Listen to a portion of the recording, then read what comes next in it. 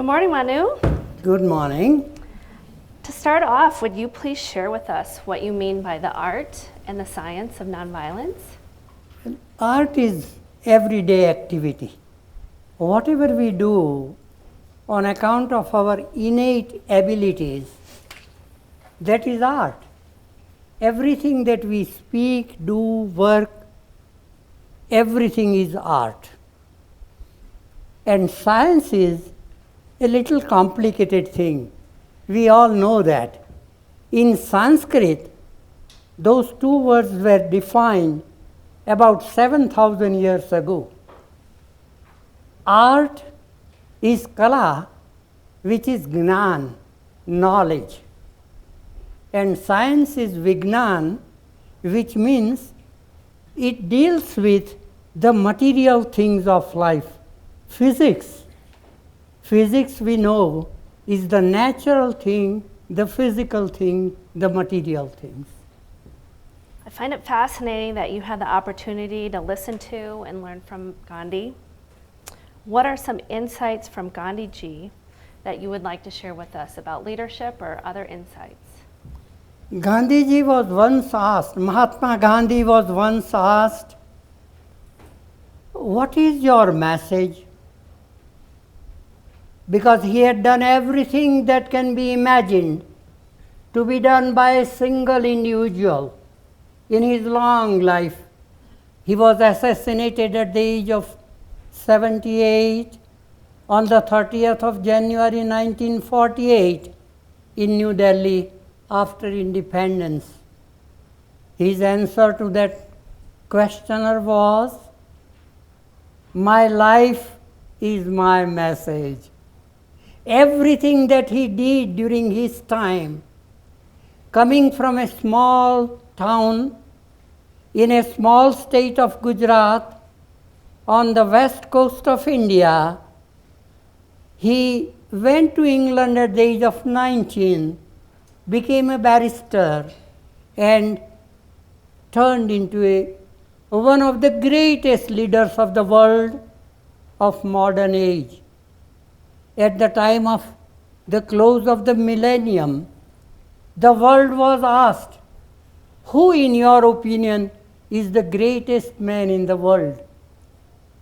The answer was Albert Einstein first and Mahatma Gandhi second. According to me, Gandhiji should have been placed first. Science is a beautiful thing because it is through science that you are able to listen to me in such a large hall. But what is more important is spirituality. Do we have heart? Do we have love? Do we have compassion? Do we want to look at the whole world with a friendly eye? In Sanskrit it has been said the language is more than 7,000 years old, could be 12,000, because the latest findings about the Indian civilization say that it is at least, if not more than 12,500 years old, at least 10,000 years old, because in the latest findings they came across a small docking place in the Arabian Sea where country crafts were being docked.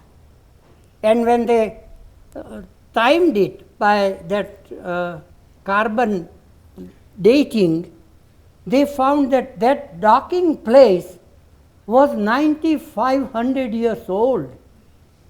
Now, if there is a dock where you can bring the country crafts and dock them, 9,500 years old, it means that the civilization has to be at least 2,000-3,000 years old. Overnight, you don't make a country craft, sail in the ocean, have international trade, and have that kind of a civilization. So it has now been proved that not Syria, Assyria, Babylonia, all kinds of things that we were taught by the Western scholars, that they were the earliest civilization. It has now been proved beyond doubt that India has the oldest civilization in the world. Think of it. If you have a language which is more than 7,000 to 8,000 years old, its grammar was written 4,000 years ago. What could be that country? Mitrasya chakshusha samiksha mahe. We have all to look to the universe with a friendly eye, and that is what Gandhi taught. Thank you. How do you envision nonviolence having a role today and in the future? According to me, I am a very small man. We have a great character in Indian literature and Indian philosophy, poetics, dramatics, everything. His name is Vyas. V-Y-A-S, Vyas. Vyas has written one of the greatest epics of the world called Mahabharata. And Mahabharata describes the war between Pandav and Kaurav, two cousins who fight for the empire of India. And that Vyas has once said, in spite of having written so much, such poetry, such philosophy, he has said once that from the rooftops, raising my hands, I tell people that listen to me, na kashchit shrunoti me. I raise my arms and tell people, please listen to me, but no one listens to me. That's the condition today. There is so much of violence going on all over the world, and we don't wake up. I don't want to quote numbers to you, but it is known, most of you must be knowing, that our great country is the greatest crime capital of the world. Look at the number of people who are in prison. Look at the number of people who are being killed every day. One of the statistics that I must quote to you is, all over the world between 2000 and today, 300 and odd numbers have been killed, and the largest number was in this country. Do you know how many people are being killed every day? Apart from that, do you know, since the day of Columbine in Denver, how many massacres have been carried out?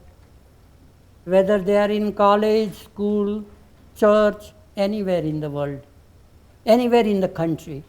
But you can see that it has become practically a daily occurrence.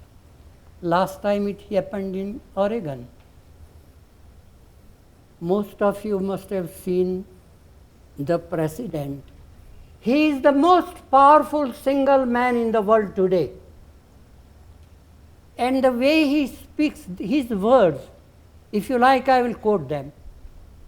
His words, there are no tears from his eyes. That's the only thing that he does not do, because he is the most powerful man on the face of the earth. But you can hear him crying in his heart. 9 people are killed, and the 10th is killed by himself or police, whoever. Why should it happen? In that Sandy Hook, 20 kids are being killed. What is the reason? What are we doing with so much of knowledge, technology, and wealth? Why don't we wake up? It's possible for us to change this national culture into non-violence. Social change is difficult. It takes time. Social change needs lot of education, and therefore, even after more than 50 years of continuous working in India by Gandhi, 22 years in South Africa, he was killed by a high caste Hindu just because he sided with Muslims. So social change is very difficult. But it can be done. We have seen that. In 50s, Martin Luther King starts a non-violent activity, movement for civil rights. Ladies and gentlemen, brothers and sisters, in 50 years' time, we can see that a black man can be our president. Change can be brought in. In one of the Vedas of 4 Hindu scriptures, it has been said that if you want your grandson to eat mangoes, sow the seed today, because it will take 25 years for that tree to have mangoes. But it is worthwhile, because if you have eaten that Alfonso from India, if there is a fruit which has come directly from heaven, it is a mango. Oh, thank you so much. And now we have a few questions that have been submitted from the audience here today. The first question, having witnessed multiple generations growing up and coming into their own, what simple advice would you give to the next generation? Do you mind if I get up and speak, or I have to? I think you can get up. Okay. I think you're entitled to do anything you would like to do. Yeah, because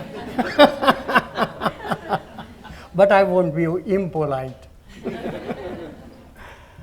Okay. The answer is very simple. For thousands of years in India, we had untouchability. Forgive me if I say that I belong to the highest caste of India, being a Brahman. And it is we, my great-great-grandfather and my ancestors, who must have started that system of untouchability. Those who keep us clean, keep them unclean. That was the way that India was behaving. Gandhi came. He returned from South Africa on the 9th of January, 1915. And in course of time, he started a movement that all humans are equal. That is what our Constitution also says, that we are all created equal. That is what our Bible says, that we are all cast in the image of God. So that is what we have to teach our children, so that over a period of time, maybe 10, 25, 50 years, we can have a nation of non-violent culture. And we have to do it. Lord Buddha said that if you want to walk 1,000 miles, take the first step. If you don't take the first step, you will never be able to cover 1,000 miles. So that is what we have to start today. I have lived in this country for 42 years. I love it. I love the people. Look at them. Look at their faces. How wonderful they are. But why don't they understand that violence is the greatest enemy? What we want in life. Every human being on the face of the earth, 7.2 billion, want happiness. Happiness comes from where? From peace, harmony. Where do they come from? From love. So that is what we have to understand. The whole basis of this universe, and there may be mighty other universes, is love from God. One day, God himself thought, Ekoham, I am alone, Bahusyam, let me be many. So that is even God thought. When he was feeling lonely, Ekoham, this is Sanskrit. Ekoham, I am alone. Bahusyam, let me be many. And he created all of us. Love is the basis of the universe. And amor vincit omnia. In Latin it has been said, love rules the universe. Thank you so much, Mataji. Thank you.